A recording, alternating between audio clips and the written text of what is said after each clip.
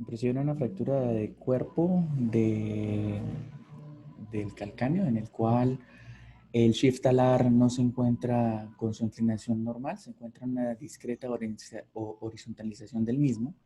A su vez, Boller y Guisan impresionan que pudieran estar sin alteración, pero es una fractura de cuerpo tipo lengüeta, en la cual también podemos observar que Mary está alterado, quizá por ese compromiso quizá por ese compromiso del cuerpo del calcáneo. En la radiografía P se observa también un compromiso de esa pared lateral. No hay una inclinación del tiltalar. Sí, eso es lo que puedo observar en la articulación. Desconozco si de pronto ese trazo que está en el cuerpo también compromete algo en la faceta articular, dado pues el compromiso en que la línea primaria tenga un compromiso más intraarticular o un compromiso en el aspecto posterolateral del mismo. Una fractura de calcáneo que tiene esas características. Ok. Perdón, Iván, ¿cuál faceta? La faceta articular posterior, doctor. Desconozco si Ah, se pueda estar comprometida en este momento. Me impresiona que sí. Sí, en resumen, Iván dice que encuentra el ángulo de Beller y de Gisan adecuados. ¿Sí? Guisan adecuado, Beller no está de 40, pero está de 30, pero sí hay un compromiso aproximado de la pared lateral y a través del cuerpo del calcáneo, y con el shift talar perdido, pues no lleva 45 grados, ese shift calcáneo no tiene 45 grados, se ve una horizontalización del mismo con una fractura de característica en lengüeta del calcáneo. Ok. ¿Algún otro compañero tiene otra opinión? ¿de los residentes? Sí, de los residentes. Álvaro, el compañero de Iván. Álvaro, ¿está de acuerdo? Buenas noches. Pues sí, estoy de acuerdo con lo que dice Iván. Yo, pues, es difícil, siendo tan pequeñito, ahí, alcanzar a medir los ángulos, pero yo desde acá le mido un ángulo de Guisán de 140 y el de Beller me dio 40 grados desde acá. Y con lo que dice Iván, estoy de acuerdo. No, no, no le veo así otra cosa diferente. Te voy a ayudar con esta diapositiva. Está un poco más cerca. Y con esta. ¿Sí? Ahí están medidos. Ángulo de Gisan, 126 grados. ¿Qué te Ángulo pasó? Beller, 24 grados. ¿Sí? Entonces tenemos que están más o menos normales. Se aprecia una fractura del cuerpo. ¿Sí? Aparentemente una fractura extraarticular. Entonces voy a hacerle la pregunta al público. La primera pregunta. Anderson, perdóneme. ¿Para usted es extraarticular? Aparentemente, ¿no? O sea, viendo estas radiografías. O alguno piensa, yo hasta lo que veo pienso que de pronto tiene una fractura que se extiende hasta la articulación calcáneo-cuboidea. Puedo estar Sí, equivocado, pero sí, sí, lo que yo parece. veo acá. Sí. Mm, Si no tuviéramos disponibilidad de tomografía, Ah, estamos de acuerdo. usted, profe, esta fractura, como la ve, le haría qué manejo en general, conservador o quirúrgico. Yo, Sí, así como se ve ahí. si no tengo una chance de hacerle ningún otro estudio, se la manejo ortopédicamente. Le voy a trasladar esa misma pregunta al público. Aquí le voy a iniciar la votación, le voy a activar la votación a los participantes. Entonces, este paciente cae de 1,35 m, masculino, ¿qué abordaje terapéutico le harían? ¿Una reducción abierta con un abordaje convencional? ¿Un abordaje subtalario, una placa mínimamente invasiva, una fijación percutánea con canulados o un manejo conservador? Ya está activa, ya están votando.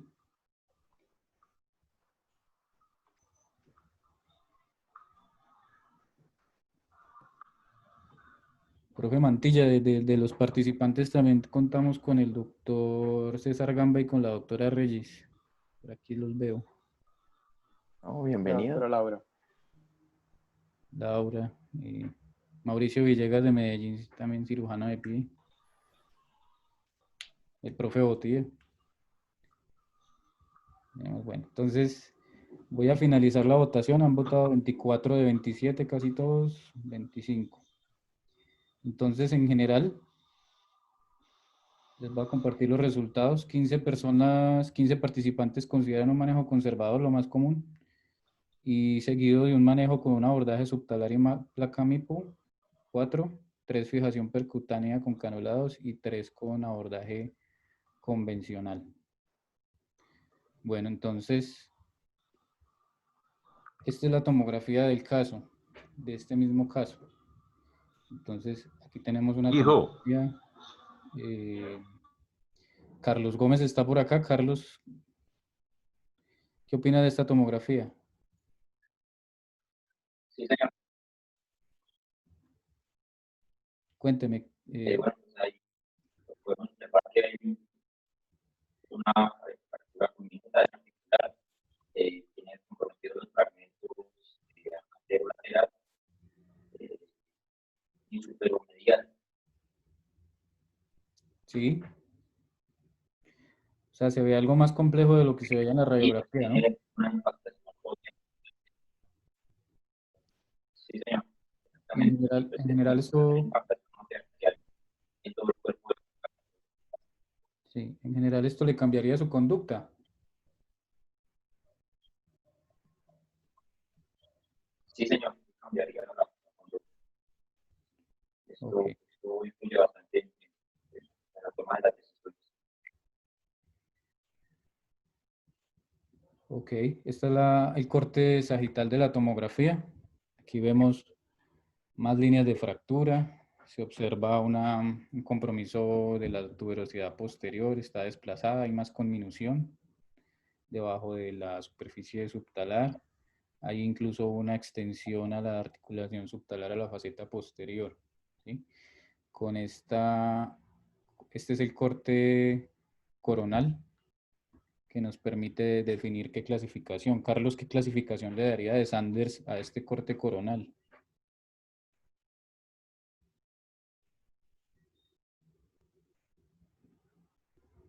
Carlos, ¿se fue?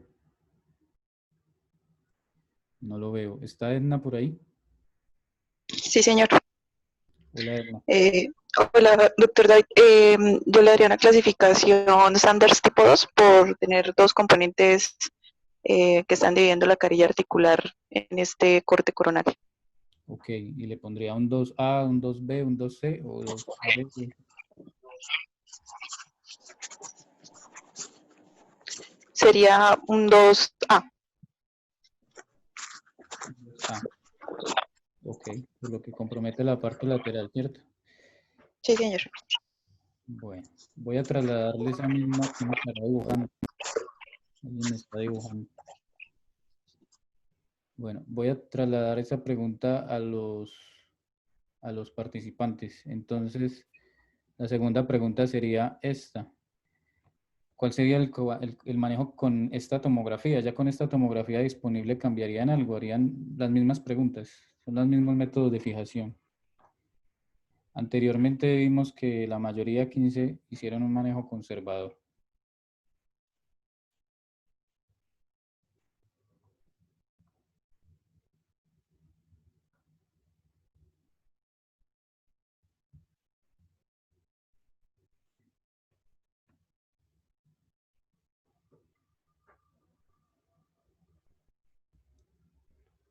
Ok, tenemos 27 de 31. Voy a finalizar la votación y les comparto los resultados. Entonces ya se alteró el manejo conservador, ¿sí? Ya solo 3 personas seguirían haciéndolo. Y ya pasamos al abordaje convencional con placa, que serían para 11 y 10 abordajes subtalar y placa MIS, que es más o menos lo que se ve en todos los congresos y lo que pasa, digamos, con la discrepancia que hay o la toma de decisión si abordaje convencional o subtalar. Y 3 fijación percutánea. Dejo de compartirles los resultados.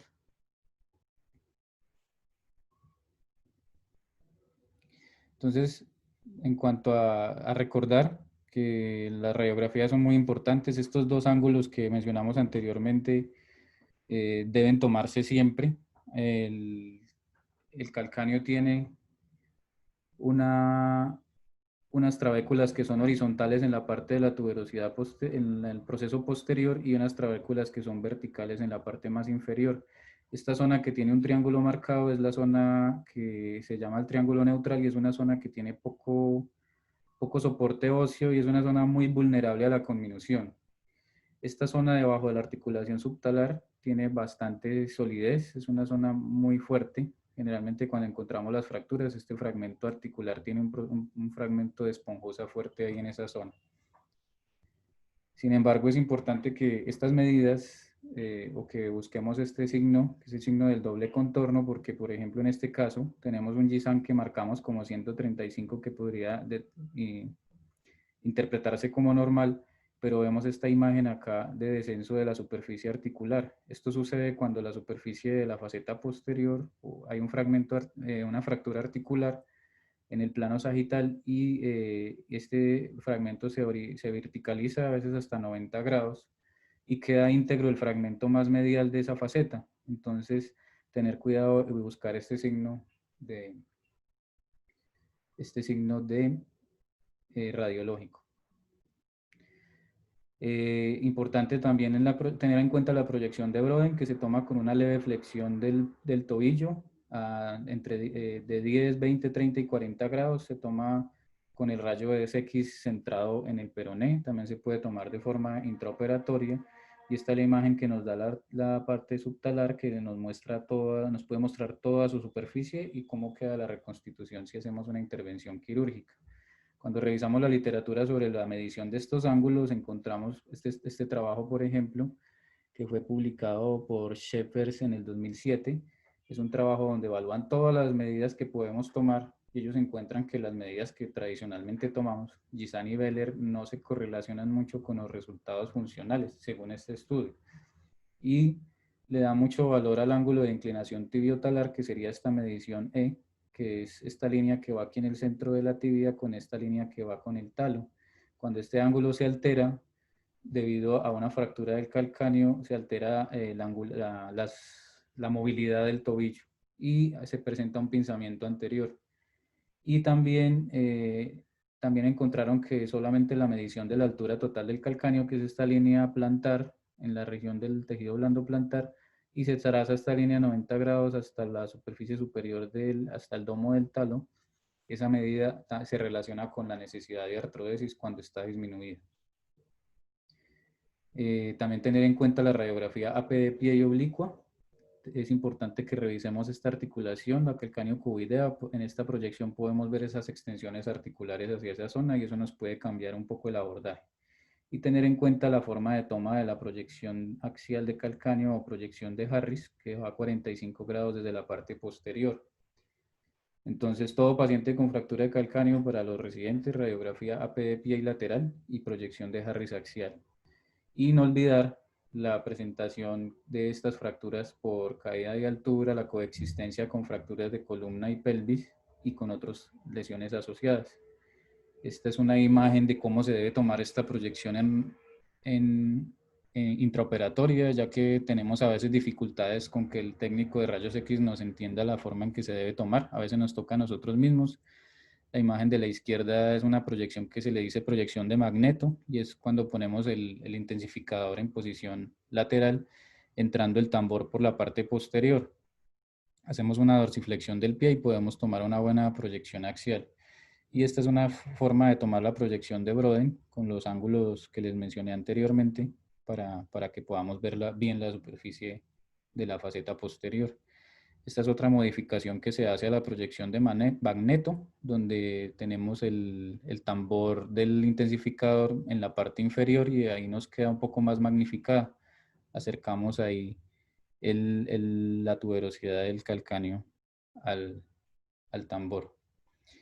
Y tener en cuenta las radiografías de columna y las otras lesiones asociadas, como este caso que tenemos actualmente hospitalizado, que tuvo fractura de calcáneo asociada a fractura de pilón y fractura de sacro. Entonces no olvidarnos que estas fracturas no siempre están aisladas. Entonces con esta tomografía para todos los calcáneos, es lo que podríamos pensar. Y definitivamente uno revisa la literatura y sí, la tomografía nos ha cambiado mucho el manejo de las fracturas de calcáneo, es casi indispensable. Nos sirve para hacer planeamiento, para entender esos trazos ocultos o complejos que podamos presentar, para tomar decisiones quirúrgicas sobre qué abordaje usar, operar o no operar, y también para mirar ese compromiso del proceso anterior y del fragmento sustentacular, que ha tomado gran relevancia en los últimos tiempos. Voy a borrar esto de una vez que está ahí estorbando. La tomografía también tiene esta gran relevancia en cuanto a la clasificación, para poder determinar la clasificación de Sanders, que tiene 4 tipos, recordando como nos contó Edna ahorita. Tenemos 3 líneas de fractura, la A, B y C, que van desde lateral a medial, y 4 tipos de fractura, las tipo 1 que no están desplazadas, tipo 2 que son de 2 fragmentos, y según el trazo de fractura principal, si está centrado lateral, está lateral, intermedio o medial, entonces sería una A, B o C. Las tipo 3 que generalmente ese trazo tiene más compromiso y tiene 3 fragmentos, y las 4 que tienen más conminución y 4 fragmentos. Esta es la clasificación de la derecha, es un poco compleja, pero se ve un poco compleja, pero es la clasificación de AO, donde le da el número 81 al retropié y al calcáneo, le da el 2, y pues la clasifica de acuerdo a si tenemos trazos simples, impactados o en cuña. Esta es la clasificación de la izquierda, es la misma clasificación de Sanders, que nos muestra pues cómo el compromiso de la tipo 4 divide fragmentos sustentacular y 3 fragmentos aquí en el cuerpo, en la faceta posterior. Sin embargo, cuando uno revisa la literatura sobre las clasificaciones, también hay muchas controversias. Estos 2 estudios de correlación intra e interobservador encuentran una alta variabilidad intra e interobservador entre todas estas clasificaciones, Le Tournet, Atkins, Sanders, Sweep y la clasificación de AO. Y para la clasificación de Sanders, que es la que más usamos y que está más difundida, hay una correlación kappa de 0,31. Esto es un índice o una prueba estadística que se determina para ver qué tan difícil, qué tan buena es la prueba radiológica cuando la realiza el mismo observador en un tiempo diferente o diferentes observadores del mismo examen. La prueba es buena cuando se acerca a 1, entonces vemos cómo tenemos un índice 0,31 y 0,35 que apenas le da como un tipo moderado a esta clasificación. Sin embargo, sigue siendo la más difundida y la que más usamos para tomar decisiones quirúrgicas. Y ellos encontraron que la única clasificación que tenía, que se acercaba al 1, era la de Szlopresti, que es esta de la derecha, donde solamente se clasifica en fracturas del tipo lengüeta y fracturas con depresión articular, pero es una clasificación que se nos queda corta para tomar muchas decisiones. Entonces, retomando la tomografía del caso 1, donde vemos la utilidad de la tomografía para tomar decisiones y cómo nos cambió toda la perspectiva sobre este caso. Cuando revisamos entonces, operar o no operar, vimos que ya todos volcamos al manejo quirúrgico, y cuando revisamos la literatura también hay dificultades con este concepto, si operar o no operar las fracturas de calcáneo. Entonces, aquí le traslado la pregunta un poco aquí de pronto de los participantes al profe Gamba. Profe Gamba, ¿puede activar el micrófono?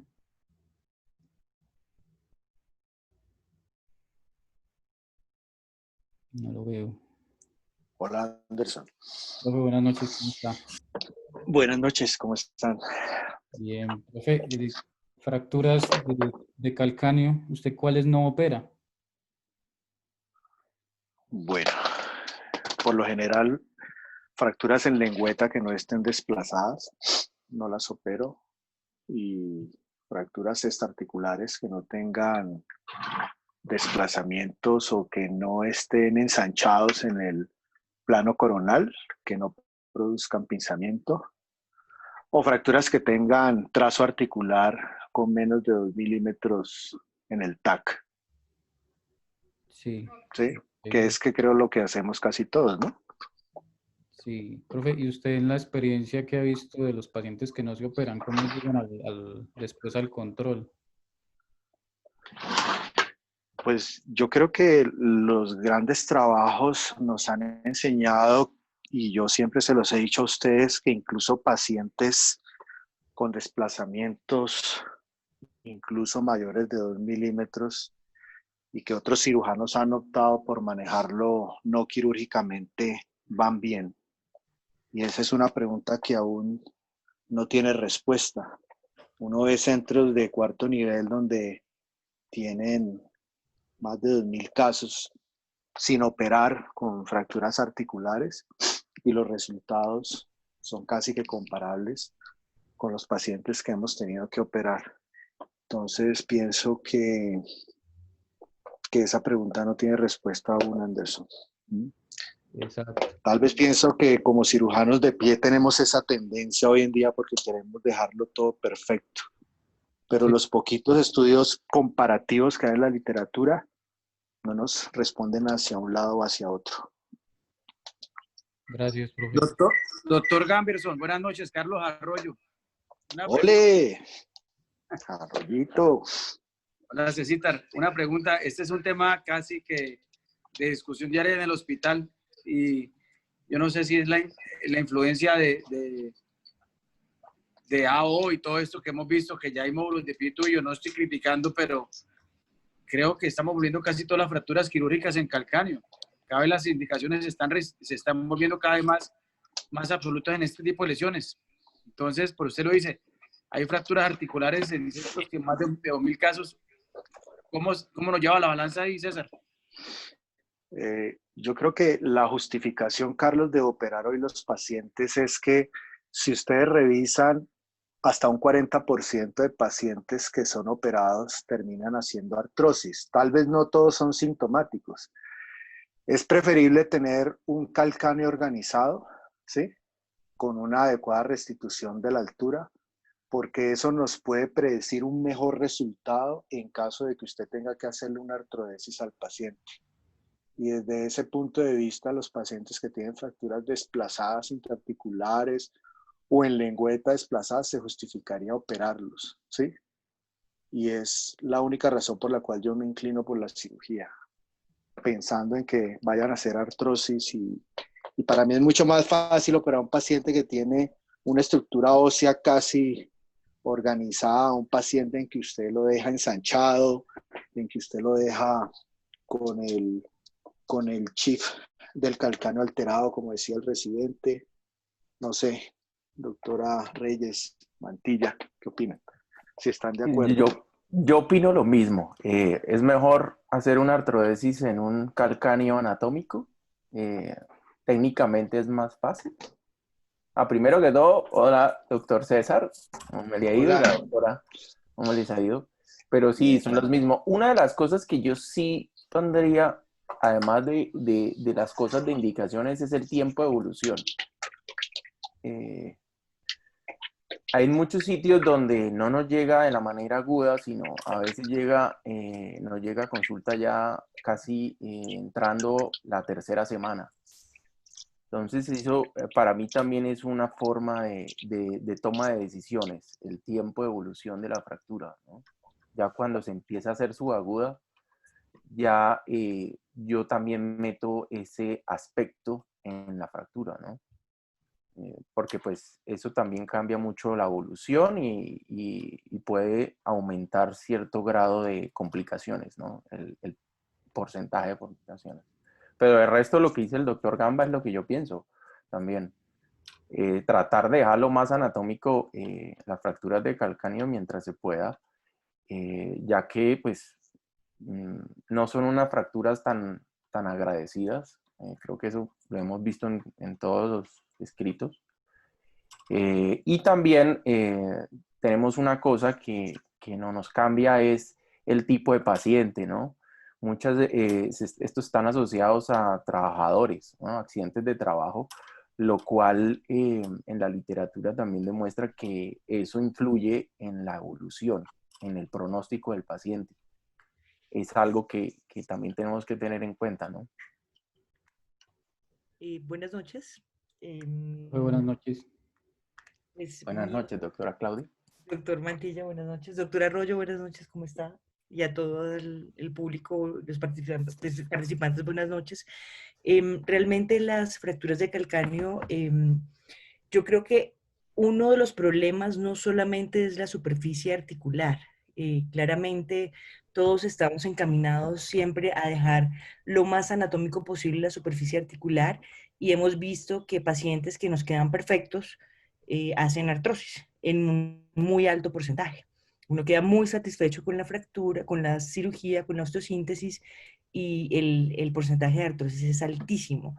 Entonces, realmente, si pensar que uno opera una fractura de calcáneo que tenga más de 2 milímetros de gap articular, yo creo que no es lo importante. Uno muchas veces ve que la superficie articular, la faceta posterior está completa y es casi un Sanders 1 porque la superficie articular está completa, pero uno ve el ángulo de Gisan que está perdido.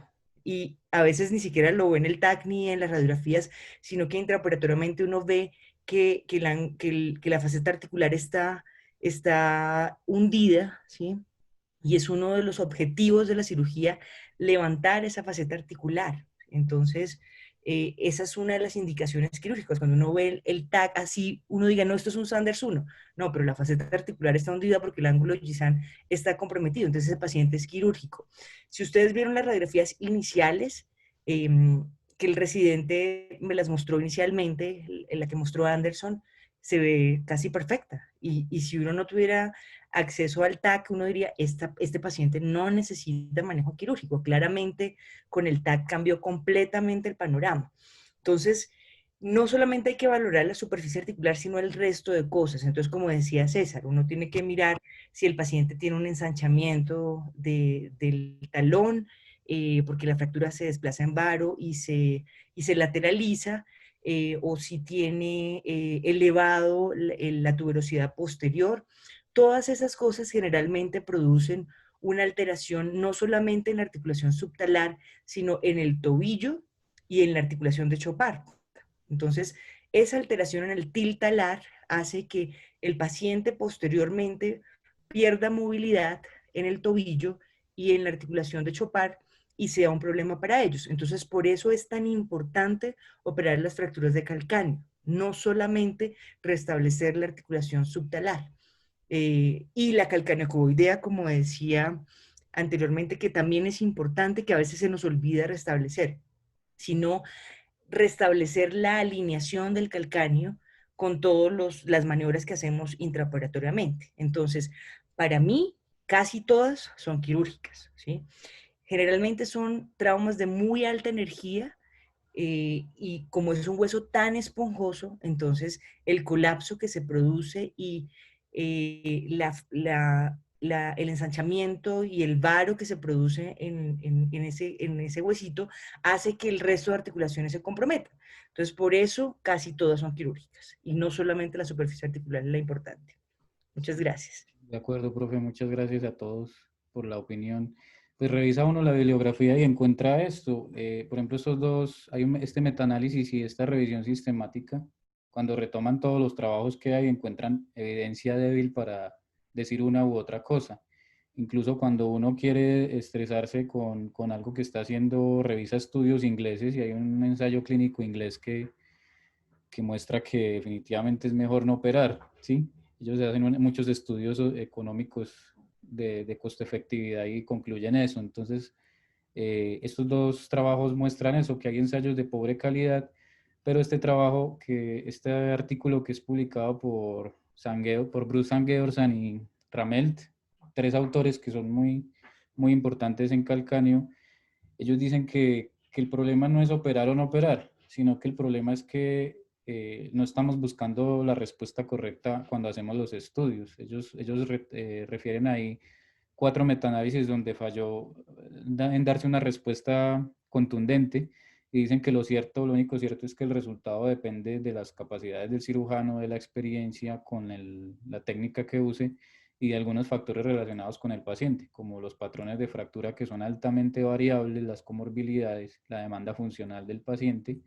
y los patrones variables también de compromiso de los tejidos blandos y también las lesiones asociadas, como veíamos anteriormente, fracturas de pelvis, de columna.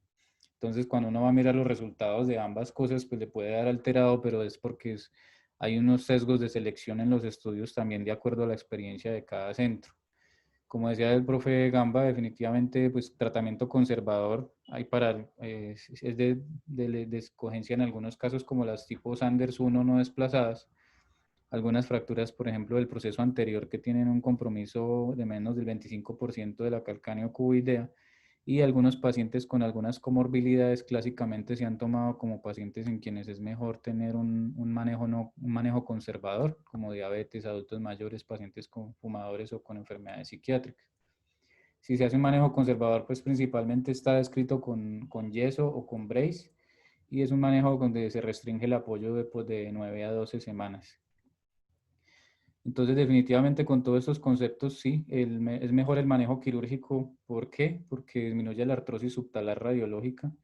También disminuye, facilita pues que el segundo procedimiento cuando se va a realizar sea más fácil. No es lo mismo hacer esta artrodesis in situ que hay en la foto de la derecha, una foto del doctor Camilo que me facilitó, a hacer una artrodesis como esta, una artrodesis subtalar con injertos tricorticales, que generalmente son alinjertos y son más costosos. Hay que hacer procedimientos de exostectomía, procedimientos de reinserción del retináculo de los peroneos. Entonces son procedimientos que a largo plazo, en algunos estudios costo efectivos, es más caro hacer un segundo procedimiento cuando no se hizo un procedimiento quirúrgico previo, que es otra de las discusiones que hemos tenido muchas veces. Y en muchos trabajos se encuentra que hay mejores resultados funcionales cuando se realiza un segundo procedimiento con artrodesis in situ. Entonces son otras de las razones y argumentos para realizar manejo quirúrgico en estos pacientes. Otra de las preguntas de discusión es cuándo realizarlo. Este paciente, por ejemplo, esos son los tejidos blandos de este paciente, si eso se debe esperar 15 días, 10 días o si se hace de forma inmediata. Este trabajo de Swartz, que es otro, también estaba en el trabajo anterior con Sangeorsan, él evalúa cuáles son los criterios de fijar tempranamente una fractura de calcáneo, es decir, tempranamente es en los primeros días en que el paciente llega. Entonces él lo recomienda en estas fracturas, en especial en lengüeta, donde hay una avulsión de la parte superior, de la superficie superior del proceso del calcáneo, proceso posterior. Son una urgencia quirúrgica porque esa presión que genera el fragmento óseo traccionado por el Aquiles necrosa la piel y la pone en sufrimiento y no cierra. Y terminan con estas heridas como este caso que nos llegó en el hospital hace algún tiempo. También él recomienda que si tenemos a disposición un cirujano que haga técnica mínimamente invasiva, podemos hacer un manejo mínimamente invasivo agudo en la primera semana de pacientes con fracturas abiertas o cerradas de Sanders 2 o 3. También lo recomienda las luxofracturas de calcáneo y en los pacientes hospitalizados. El criterio del paciente hospitalizado es un poco controversial porque ellos dicen que los pacientes, y creo que en la experiencia todo lo hemos tenido, el paciente lo mandamos a la casa con medidas antiedema y el paciente no hace caso, sigue apoyando, llega con la férula sucia o quebrada y llega más edematizado y se demora más tiempo y luego toca darle otra semana más. Entonces ellos dicen que el paciente es mejor hospitalizarlo para que si tiene problema de tejidos blandos se mejora más fácil en la hospitalización, entonces que es otro criterio de manejo temprano.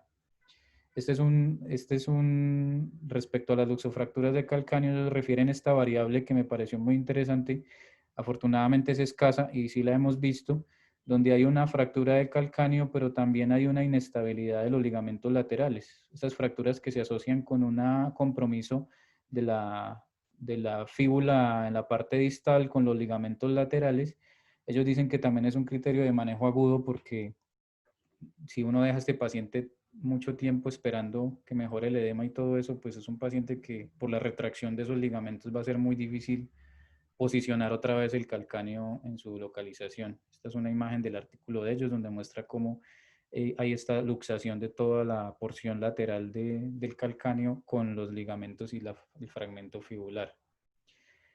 Esta es la imagen de la resolución del caso. Entonces, este es un caso que intervino el doctor Gamba. Al final se determinó decidiendo por una de las opciones que también quedó ahí en la mitad entre todos, un abordaje convencional con una placa, un abordaje extendido. Respecto a esto, aquí vemos pues que se hizo una técnica de don't touch, que es una técnica de no tocar el flap cutáneo del abordaje, con estos pines que se ubica un pin en el peroné, un pin en el cuerpo del astrágalo y otro pin en el cuboides para que sirvan de separador y no tengamos que estar tocando constantemente el flap superior del abordaje con los separadores.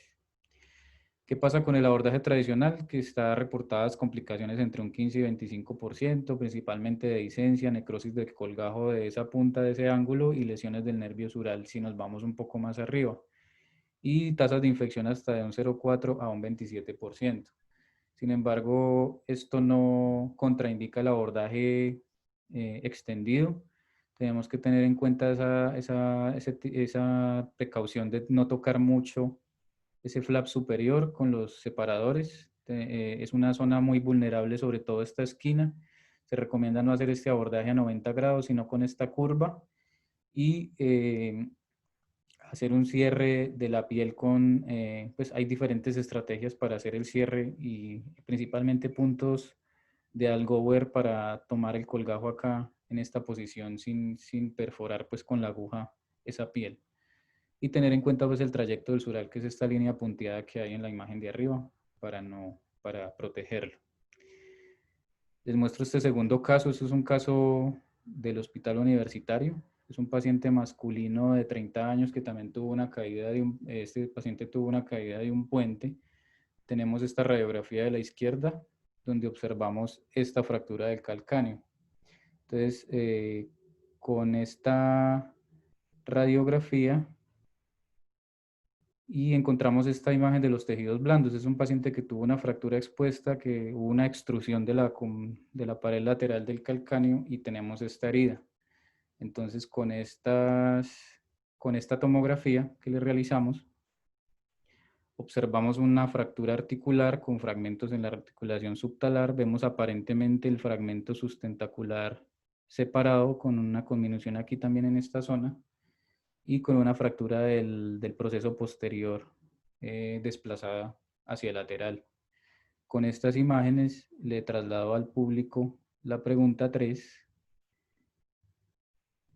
que sería esta. ¿Cuál sería su estrategia de manejo en este paciente? Tenemos una fractura expuesta, que aparentemente ya fue lavada, que tiene unos puntos.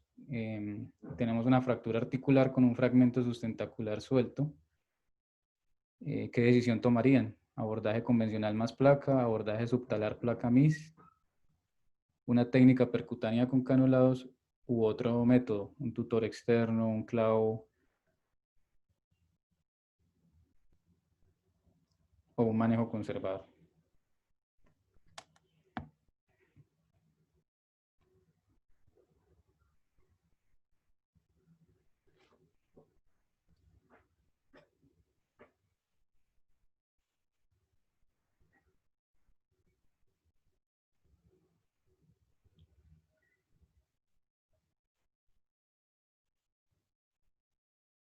Ok, tenemos 22 de 31, 23, 24, ¿quién da más? 77% de la votación.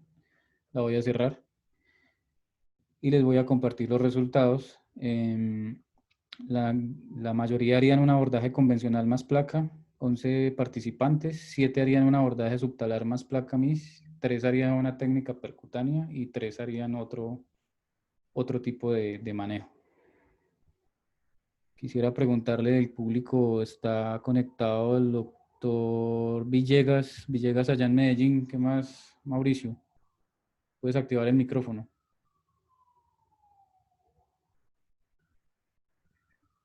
¿Qué tal, Anderson? Buenas noches a todos los participantes. ¿Qué más, Mauricio? ¿Cómo ves este caso? ¿Qué le hacen en Medellín? No, yo pensaría que por el compromiso, sobre todo el compromiso del sustentáculo, yo sí prefiero hacer un abordaje convencional, un tradicional extendido. Sí. Sobre todo porque veo deprimida el espacio de la superficie articular central. Veo muchos cuerpos libres intraarticulares. Yo prefiero en estos casos sí siempre utilizar el extendido convencional. Ok, Mauricio, y ya que ves ese fragmento sustentacular ahí comprometido, por el abordaje en L, normalmente ¿cómo maneja esa fractura?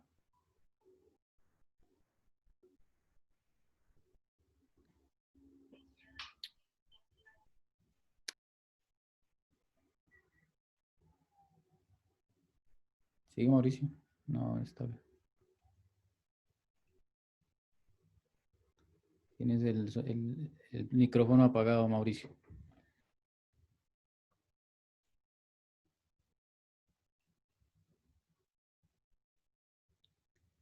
Bueno, pregunta.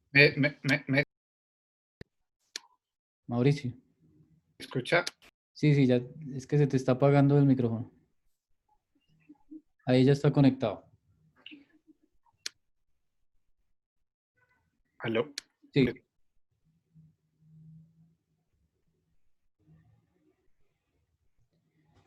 No, tiene una dificultad aquí técnica.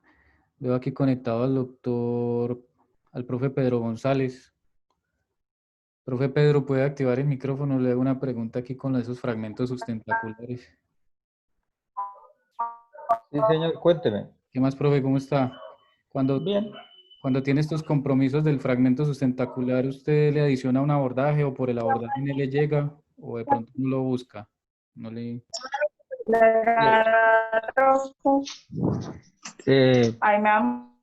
Teniendo en cuenta que es un trauma de muy alta energía y es abierto, yo trataría de hacer un abordaje mínimamente invasivo, un abordaje subtalar con una placa. Por este abordaje yo puedo ver tanto el sustentáculo del talo, puedo extraer los fragmentos libres y puedo ver la faceta posterior. Ok, profe. Muy bien. Y bueno. Voy a trasladarle al público esta misma pregunta que les hice sobre los fragmentos sustentaculares. Gracias, profe Pedro, por el aporte. Voy a iniciar esta votación. Cuando tenemos compromiso de ese fragmento sustentacular, ¿qué hace el público? ¿Lo fijan por medial? ¿Lo fijan por el mismo abordaje lateral? ¿O como este es el fragmento constante, rara vez está desplazado, no lo tenemos en cuenta?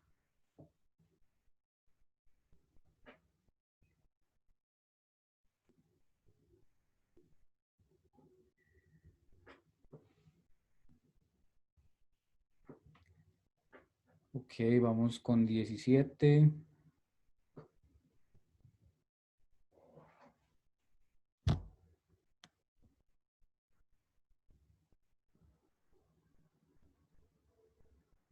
Bueno, tenemos 19 de 29. Voy a cerrar votación. Voy a compartir resultados. 11, la mayoría le harían una fijación del sustentáculo por el mismo abordaje lateral. 7 le harían una fijación por un abordaje medial adicional. Y 1, perdón, no tiene en cuenta el fragmento sustentacular. Voy a dejar de compartir. Entonces, cuando revisamos el fragmento sustentacular, clásicamente es muy estable, el ligamento deltoideo lo mantiene en su posición, el ligamento interóseo también interviene en esta estabilidad, y el flexor hallucis longus, que pasa directamente debajo de él, por su canal, también mantiene es un estabilizador dinámico, por decirlo así, para mantener ese fragmento en su posición. Sin embargo, cuando uno revisa la literatura, encontramos, por ejemplo, este artículo de 2013, este grupo habla sobre o evaluó un porcentaje un grupo de 100 fracturas de calcáneo y evaluó el fragmento sustentacular por medio de tomografía, y ellos encontraron un alto grado de compromiso angulaciones de más de 10 grados, traslaciones de más de 3 milímetros, diastasis en la faceta medial, y ellos sugieren debido a la alta coexistencia de este compromiso en las fracturas de calcáneo, sugieren hacer un abordaje medial, a pesar de que tenemos ahí unas estructuras nobles y que podrían preocuparnos o podrían generar algún riesgo de lesión. Entonces, tenemos algunas técnicas mínimamente invasivas disponibles. Este caso, por ejemplo, con ese compromiso de los tejidos blandos, como decía el doctor Pedro, tendríamos en cuenta un manejo con técnicas mínimamente invasivas. tenemos disponibles las placas, las fijaciones percutáneas, los fijadores externos y los clavos de calcáneo. Los clavos de calcáneo, pues, es un dispositivo que no está tan difundido. Afortunadamente, digamos, tuvimos alguna disponibilidad en algún momento de este dispositivo en Colombia. Consta de un clavo que tiene múltiples bloqueos y se hacen abordajes subtalares también para reconstituir la superficie articular y entra por la tuberosidad posterior. Tiene todo un sistema de bloqueo que permite la fijación y en este caso en especial fue el caso, la estrategia de manejo que tomamos. Entonces realizamos un abordaje subtalar, pero tuvimos que unirlo con el abordaje o con esa herida posterior. Por ahí reconstituimos la superficie articular como vemos en esta imagen de la fluoroscopia del centro e hicimos la fijación con el clavo de calcáneo, logrando una reconstitución de la superficie de la faceta posterior, corrección de ese varo que tenía ese fragmento y logramos reducir ese fragmento sustentacular con el tornillo que viene a través del sistema de fijación. Quisiera preguntarle de pronto al público, a alguno de los cirujanos de pie, el doctor Botilla, ¿de pronto conocían este dispositivo o qué le parece esta estrategia de manejo?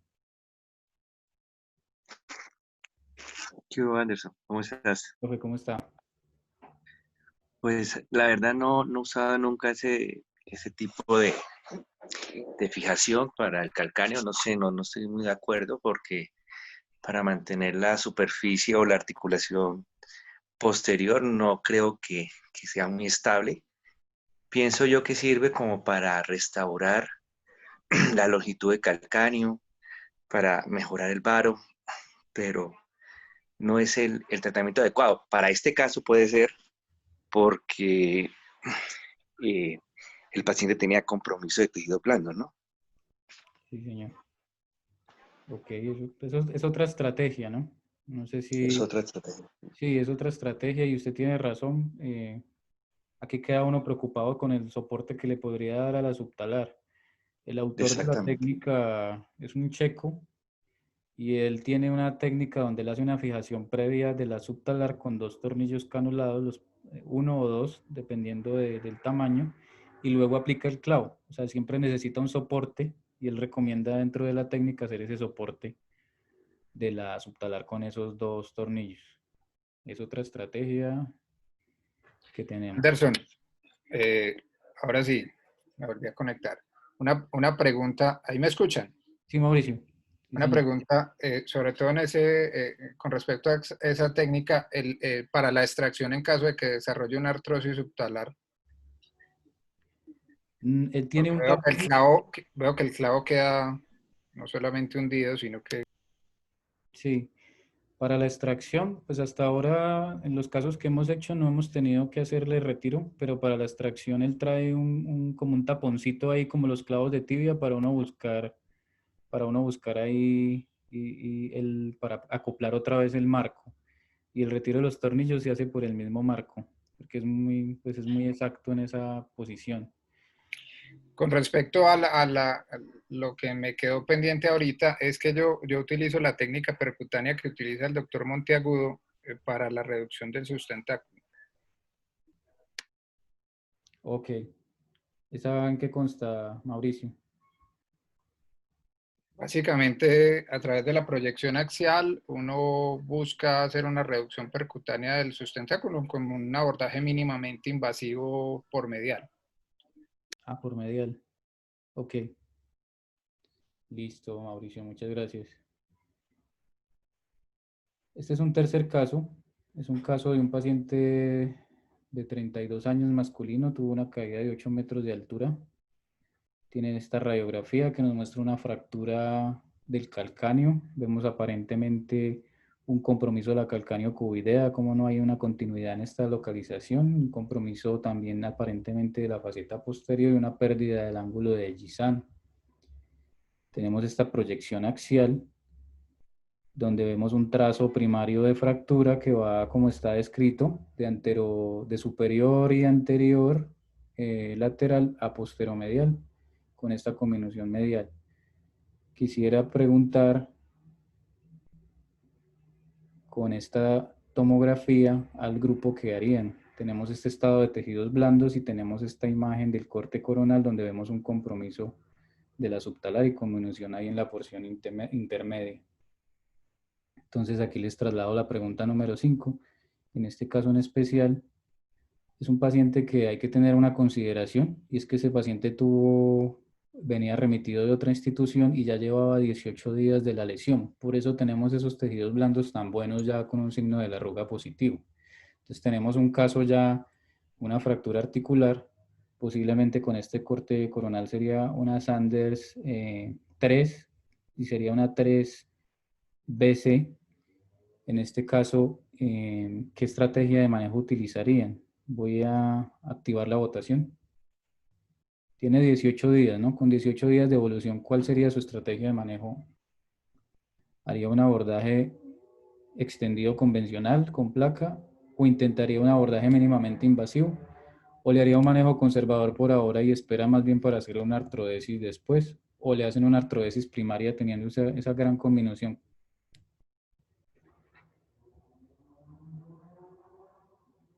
Les voy a compartir estas otras proyecciones. Miren la gran conminución y extrusión de fragmentos articulares y el compromiso de la calcáneo-cuboidea. Y aquí también tenemos esta foto sagital donde vemos cómo están incluidos los fragmentos articulares ahí en la parte de la zona neutral. Tenemos 19 de 30 personas, 20.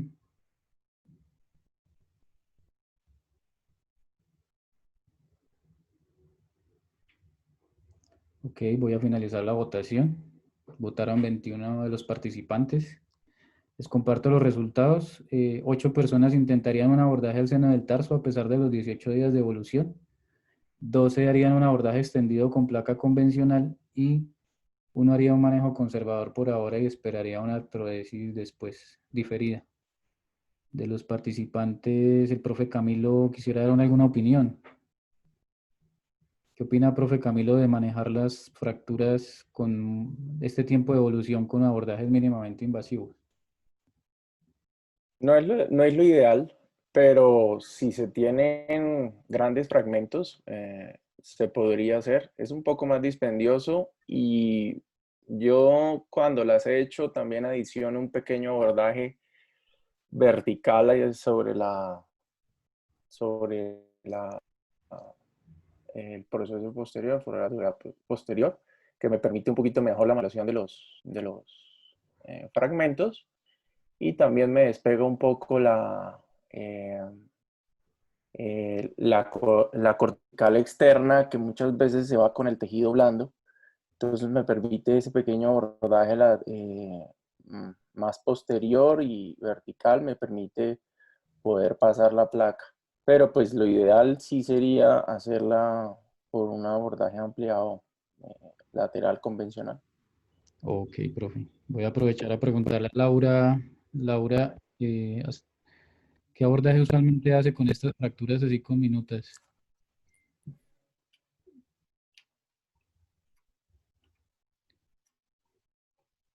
Laura.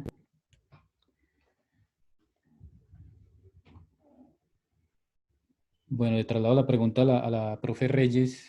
Profe Reyes, ¿usted hasta qué tiempo espera para hacer un abordaje subtalar? O sea, ¿con qué tiempo de evolución? Lo que pasa es que el abordaje subtalar para mí no es un abordaje mínimamente invasivo y se ha convertido en mi abordaje de elección debido a que la visualización de la superficie articular por este abordaje es muchísimo mayor que cuando uno hace un abordaje lateral extendido. Entonces, realmente lo que uno hace es un abordaje como si fuera a hacer una artrodesis, y si uno tiene que extenderlo a la articulación calcáneo-cuboidea, como es en este caso, probablemente porque hay que restituir la articulación calcáneo-cuboidea, lo extiende. Entonces, a pesar de que la superficie articular muestra conminución, vemos que hay un fragmento grande de la superficie articular que se puede restablecer.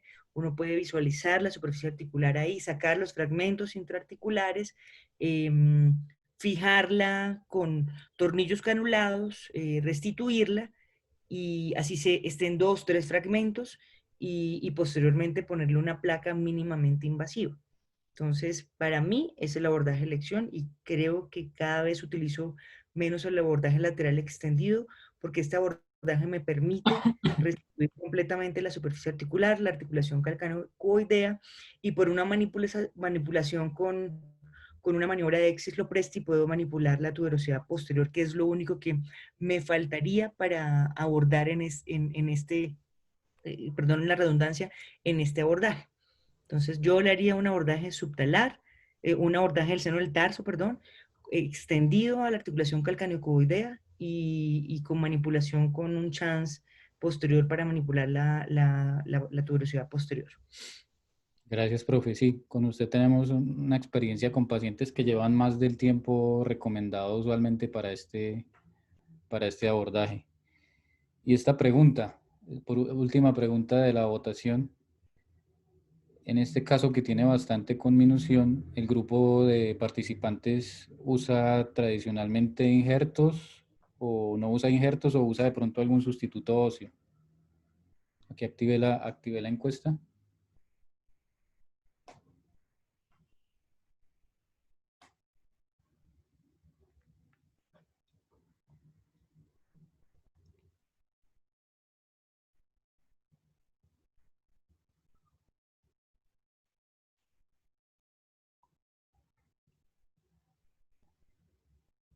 Ok, han votado 19 de 29. Voy a finalizar la votación, les comparto. Está también muy dividido. Sumando injertos óseos y sustitutos óseos, 11 participantes lo usan y 8 no lo usan de rutina. Cuando revisamos la literatura de al respecto con esta pregunta, encontramos pues también mucha discrepancia. Estos dos trabajos se contradicen. Este trabajo de Buckley y el de abajo concluye que da igual usarlo o no usarlo respecto a los resultados funcionales en un grupo de pacientes que ellos manejaron, 20 pacientes en un grupo y 20 en otro. Y este otro artículo de arriba del 2001, que es un artículo de Turquía, ellos evalúan la necesidad de aplicación de injerto óseo en el tratamiento de estas fracturas desplazadas y ellos encuentran que sí tiene un mejor resultado radiológico y reconstitución del ángulo de Beller, que tiene un mejor resultado funcional temprano. Estos dos metaanálisis recientes evalúan varios estudios entre ellos y encuentran que en general hay un mejor resultado de las pruebas de AOFAS con el injerto.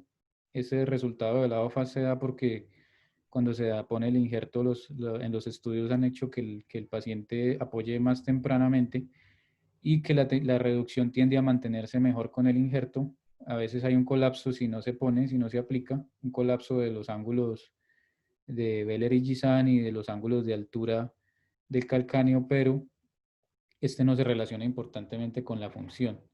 Y hay un leve aumento de la infección con el uso de injertos, que es de esperarse dado que estos casos pues, son manejados principalmente de forma aguda. Sin embargo, no fue significativa la evidencia con respecto a esto.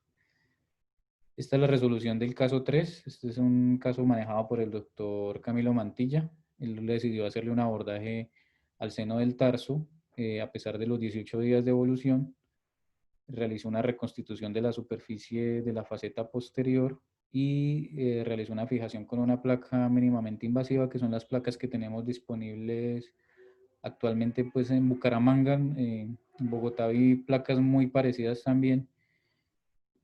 Y pudo reconstituir por ese mismo abordaje la superficie con este resultado posoperatorio. Esta placa de pronto tiene una dificultad en la parte posterior a veces y tenemos que suplementar la fijación con tornillos canulados desde posterior, como en este caso. Y cuando revisamos la literatura respecto a abordaje seno del tarso versus abordaje abierto, encontramos que hay muchos datos esperanzadores en cuanto a que este abordaje va a terminar en algún momento siendo el gol estándar. Todos concluyen que el abordaje gol estándar sigue siendo el abordaje extendido, pero hay algunas cosas que nos permiten tener algunas ventajas. Estos son los diferentes estudios que hay publicados. La mayoría son estudios de series de casos y algunos de casos y controles.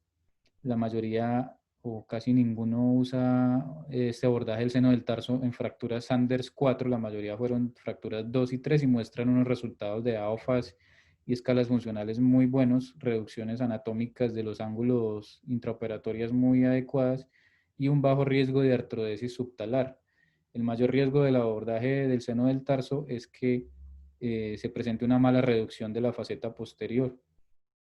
Entonces, en conclusión, ellos con todos esos estudios encuentran unas tasas de infección menores, con resultados funcionales similares, con capacidades de recuperación de los ángulos adecuadas y principalmente los indican en fracturas Sanders 2 y 3 y fracturas agudas, generalmente entre 10 a 15 días de la lesión. Estos son los abordajes laterales mínimos que hay disponibles. Este de la izquierda le llaman el abordaje en sonrisa, que es publicado por Willy en el 2005. El abordaje de Palmer es el abordaje de la línea que dice la línea 1, era el abordaje tradicional, digamos, un abordaje que era diferente al abordaje extendido y era un poco más superior, pero se abandonó desde esa época por las complicaciones que generaban el nervio sural. El abordaje de seno del tarso tradicional que va de la punta del peroné dirigido a la base del cuarto metatarsiano. Cuando yo empecé a hacer este abordaje, inicialmente lo hacía muy extendido a la calcáneo cuboidea y con el paso del tiempo he ido reduciéndolo a la región más posterior, haciéndolo cada vez más pequeño. Este abordaje, esta foto de la derecha es cortesía de la doctora Reyes, es un abordaje que ella realiza. El abordaje va en toda es un abordaje como en triángulo triangular y va dirigido hacia la parte más posterior del borde posterior del peroné y en la parte anterior, haciendo como un triángulo. En este caso que ella me facilitó, vemos cómo pudo, así queda la herida después de la fijación y vemos cómo pudo observar la superficie subtalar y reconstituirla de una forma muy adecuada. Es un abordaje que, digamos, la única dificultad que le he visto es que tenemos ahí atravesados los ligamentos del tobillo, principalmente el fíbulo calcáneo, y pues tenemos que separarlo para no comprometerlo o que no estorbe ahí en el abordaje. Hay otras reportes en la literatura, por ejemplo, este trabajo reportan un abordaje extendido, es un abordaje bastante cruento, pero miren cómo se observa la superficie subtalar completa. Ellos desinsertan el retináculo de los peroneos inferior y superior, por eso digo que es un poco cruenta porque desinsertan todas esas estructuras ligamentarias, pero por ahí con la ayuda de un distractor parecido a un distractor femoral que ellos utilizan, logran unas reducciones muy adecuadas y unos resultados funcionales muy similares al abordaje lateral extendido. Entonces es otra estrategia que se puede usar para ver más la superficie articular. Y este es el truco que nos decía ahorita el doctor Mantilla. Él hace un abordaje en la parte posterior. A veces he tenido dificultad con la aplicación de la parte posterior de esta placa porque a veces no me adosa muy bien o se me interpone tejido blando. Él usa este abordaje donde por ahí puede manipular el tejido separándolo con un separador, con un COP o con un elevador de periósteo para que no se pince el tejido blando en esa localización y sea más fácil adosar la placa. Ya respecto a la artrodesis primaria, principalmente está indicada en las fracturas Sanders 4, ya que un gran porcentaje de ellas puede terminar en artrosis subtalar hasta un 98%. Es una artrodesis que es técnicamente demandante porque hay que hacerla acompañada de una reducción abierta de la fractura del calcáneo. O sea, el hecho de que se haya una artrodesis no significa que sea in situ, hay que cumplir los objetivos de la fijación. Se debe usar generalmente injertos y se deben usar generalmente tornillos de rosca completa para no generar compresión del injerto que se aplicó. Este trabajo de Swartz es publicado el último mes de este año. Él utilizó un abordaje convencional para hacer una reducción abierta de la fractura de calcáneo de una artrodesis primaria en un grupo de pacientes y encontró o la utilizó o extendió la artrodesis hasta pacientes que tenían 58 días de la fractura y encontró un buen resultado funcional y radiológico con la técnica. Los objetivos del manejo quirúrgico entonces son estos: con una técnica u otra, sea la técnica convencional o la técnica mínimamente invasiva, se debe corregir el varo del retropié, se debe restaurar la altura, ancho y alineamiento del calcáneo, restaurar esa congruencia de la articulación subtalar y reconstituir la calcáneo cuboidea. Este es otro trabajo publicado por Buckley, donde él hace una reducción abierta y artrodesis primaria en Sanders 4 y lo compara con un grupo, es un estudio de casos y controles, y compara con un grupo de reducción abierta solamente, y él encontró que definitivamente hacer una artrodesis primaria en fracturas Sanders 4 tenía una mejor ventaja para el sistema de salud allá en Canadá, porque generaba menores costos en cuanto a que el paciente que va a ser llevado a una artrodesis diferida necesita otra intervención y necesita muchas veces injerto óseo. Entonces él considera que debería hacerse esta artrodesis primaria en el momento agudo en las fracturas Sanders 4. Esta diapositiva es la última digamos, de resumen. En general podríamos concluir que las fracturas Sanders 1 son generalmente manejo conservador, las Sanders 2 se le puede hacer un manejo quirúrgico o con técnica abierta o con técnica al seno del tarso, siempre y cuando el paciente tenga un tiempo de evolución menor a 14 días. Las Sanders 3 la misma estrategia, también dependiendo de la experiencia del cirujano. Y las Sanders 4 generalmente, pues, según la literatura, se recomienda hacer una artrodesis primaria más reducción abierta y aplicación de injerto en general. Como mensajes finales, el abordaje convencional en L sigue siendo el estándar de manejo, todavía no ha podido ser desplazado con una literatura contundente por el abordaje al seno del tarso. Mejoran las tasas de complicaciones con el aumento de la experiencia. Sin embargo, pues la literatura, a pesar de que no es tan fuerte, ha mostrado mejores resultados con la técnica del seno del tarso, y también necesita una alta experticia para evitar malreducciones. Como en todas las fracturas del pie, el manejo de los tejidos blandos es la clave para el éxito, y aún la evidencia es débil para estandarizar una conducta de manejo, tanto en la parte del abordaje como en la parte del tratamiento quirúrgico no quirúrgico. Y el tratamiento de las fracturas articulares desplazadas sigue teniendo múltiples ventajas, ya lo habíamos hablado. Facilita el segundo procedimiento, es mejor hacer una artrodesis in situ, tiene mejores resultados funcionales, y los pacientes también, incluso se evalúa el uso de zapato, por ejemplo, que use sus zapatos anteriores, también se puede dar con el manejo quirúrgico. Son como muchas de las múltiples ventajas que nos genera hacer ese manejo quirúrgico. Muchas gracias a todos por la participación. Profe Camilo, ¿hay alguna pregunta del grupo? Sí, me gustaría preguntarles qué tanto usan de injerto cuando hacen abordaje del seno del tarso a nuestros invitados, al doctor Gamba, a la doctora Reyes, a nuestro doctor de Medellín, a la doctora Lucía, al doctor Botía, cuando utilizan injerto, cuando utilizan el del seno del tarso.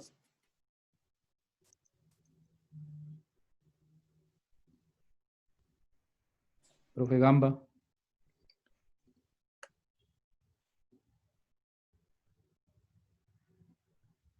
Se nos perdieron.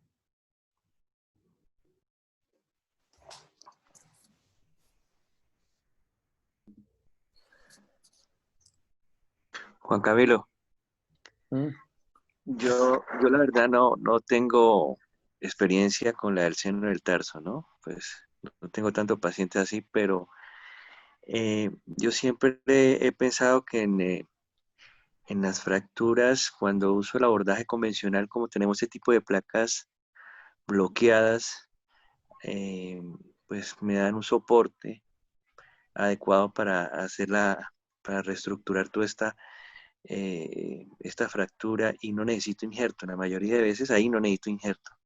Me imagino que para los abordajes seno del tarso debe ser uno de los temas, o debe ser una prioridad usar el injerto, porque la placa, pues no sé qué tanto va a soportar. Puede ser una de las complicaciones, ¿no? Que hay un hundimiento de esta faceta posterior si no se coloca un buen stock de hueso, de un buen injerto.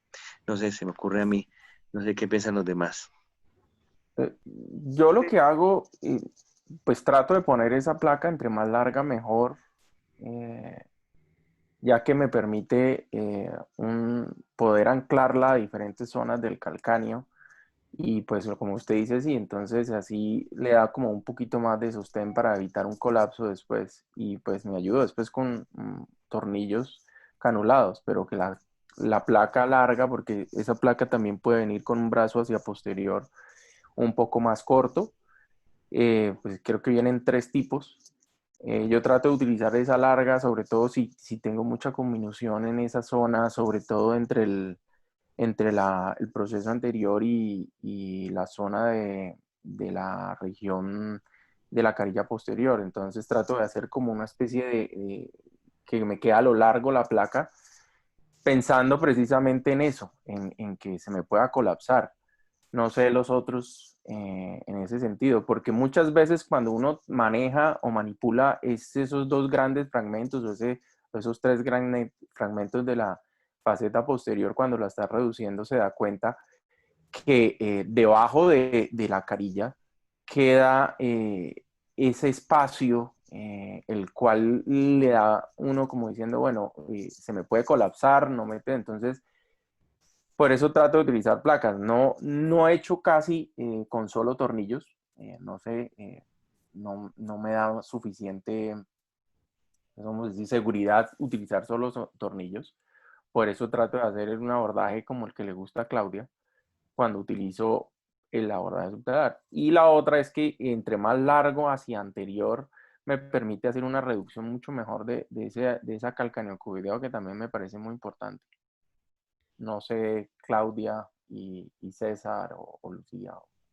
Juancito, la verdad es que el uso de injertos, a mí sí me gusta mucho utilizar injertos de soporte, más que de aporte biológico, es realmente de soporte para la superficie articular.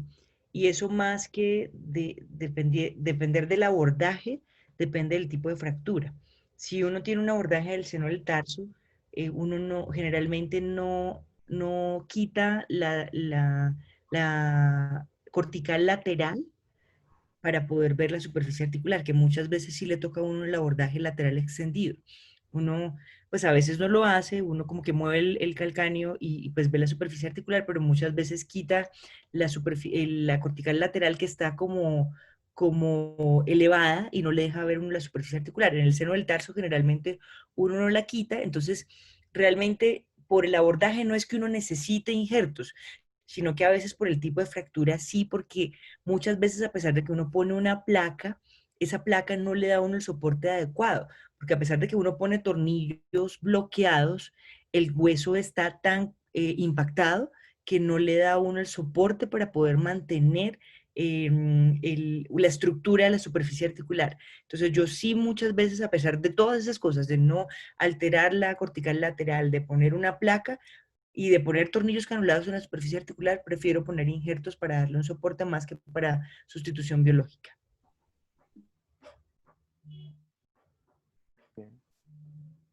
Sí, en cuanto a, es que esa cortical lateral se queda pegada al tejido blando muchas veces, entonces eso no permite una buena reducción. Si uno va a poner la placa, pues a mí yo he encontrado el pequeño contratiempo de que esa cortical me puede quedar por fuera de la placa. En la placa cuando hago el abordaje del seno. Entonces, eso es lo que también a veces me dice, también tengo que ponerle injerto. Bueno, y pues esa pequeña modificación de hacer ese abordaje ahí atrás, eso es lo que me ayuda como a despegar toda esa cortical para poder ponerla debajo de la placa, porque el problema es que esa cortical se puede extender, se puede quedar por fuera de la placa sin fijación, entonces no puede darme pinzamiento, molestia sobre los peroneos. Entonces trato de hacer ese pequeño ahí abordaje que también me ayuda a evitar eso, ¿no? Juan Pero, y pues, no Claudia, sé. pregunta. Hola, Juan. Sí, ¿qué más, César? ¿Qué tipo de injerto prefieren Claudia y Juan? ¿Cómo les fue cuando estuvo de moda estos tricálcicos? Los últimos que hemos puesto en el hospital ha sido un fracaso. No son muy buenos los tricálcicos. Si puedo, mezclo. si puedo mezclo, pero pues lo mejor sería auto, pero Lo ideal es eso auto. es auto, pero Yo- trato de mezclar precisamente para que la zona de donde lo saque no sea tan amplia y muchos de estos pacientes me han tocado que son ARLs, entonces eso también influye a que otras zonas y quirúrgica el paciente de ARL es especial, como creo que todos lo sabemos, entonces se va a quejar también de ahí, va a ser otro pretexto para no hacer una buena, un reintegro temprano, un reintegro a tiempo. Entonces, también depende del paciente, yo también le digo, el paciente ARL es específico y esto es un gran porcentaje. Yo, pues la facilidad que tenemos en el hospital militar es que tenemos un stock ahí de injertos sintéticos y yo utilizo chips de esponjosa, los de Medirex. Generalmente me va muy bien con eso y dan muy buen soporte. ¿Y los Para su- mezclas? No, ¿O no, solo...? solo No, soporte. Solo soporte le doy con chips de esponjosa, simplemente. Lo relleno de bueno, eso. sí, que tenemos... Ujú. Sí, pues nosotros en el hospital universitario pues no tenemos esa facilidad pero por obvias razones, pero me parece que con auto también Es me va una- bien. En la otra clínica sí tengo la esta y utilizo también chips y me va bien. Pero cada vez estoy tratando o sea, por el abordaje, a veces no necesito tanto, no tan frecuentemente, pero no es que lo utilice siempre, ¿no? No sé el resto. Bueno, doctor Anderson, no sé si hay otras preguntas. Ha sido muy interesante, muy buena charla, doctor Anderson, como siempre. Nos Profe, lleva a pero la delantera con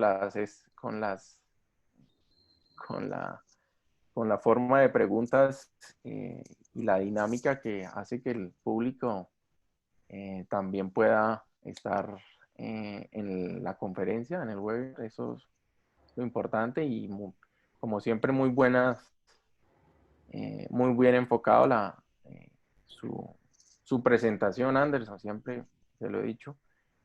Casos muy buenos, no sé si usted quiera decir algo más. Pues muchas gracias y que espero que a los residentes les sirva y a todos los demás.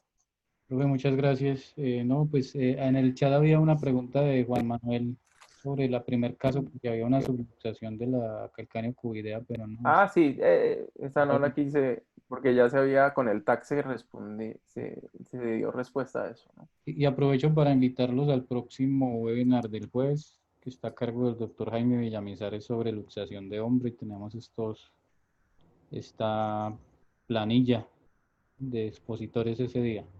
Muchas gracias a todos por la participación. Muchas Anderson, gracias a todos. buenas noches, que Gracias, estén muy Andrés. bien. Hasta luego, profe, gracias. Doctora Reyes, doctor Chao, Juan. Gama, don Nos Feliz Lucía, vemos. noche. Gracias, Juan Camilo. Feliz Hasta noche luego. para feliz todos. noche a todos. Gracias. ¿Ah? No, ¿por qué se va a... ¿Ya hablaste con